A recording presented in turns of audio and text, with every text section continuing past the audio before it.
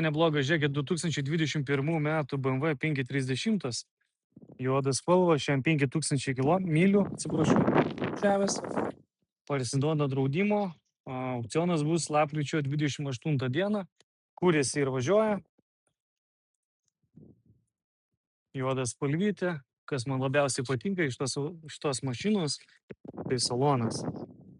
Mano pati mylimiausia salonas spalva, rudas, gražus, geros sėdynės.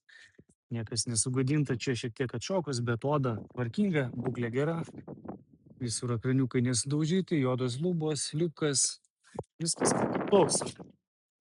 Jį turėtų kurtis ir važiuoti, kaip prašo. Jo, išsiveda be problemų. Varikliukas dirba irgi gražiai.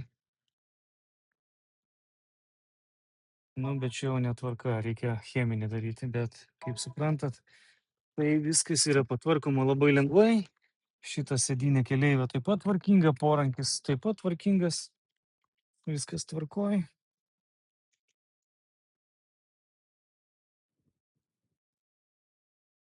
Varikliukas dirba, einam pažiūrėsim toliau. Galinė padanga vat yra prakiūrusi, graži medžio apdaila, detalių prikrauta į galą, galas tai išvis kaip naujas. O pažeidimas vat yra į galinę dalį.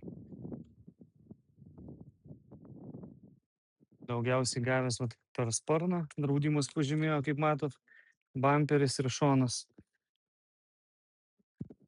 Detalių, žiūrim, gale kažkokių buvo prikrauta.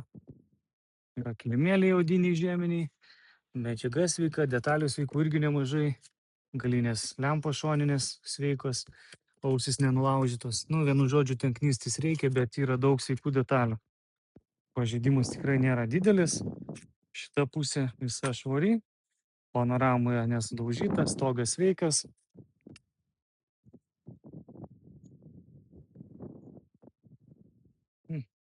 Visai neblogas aparačiukas.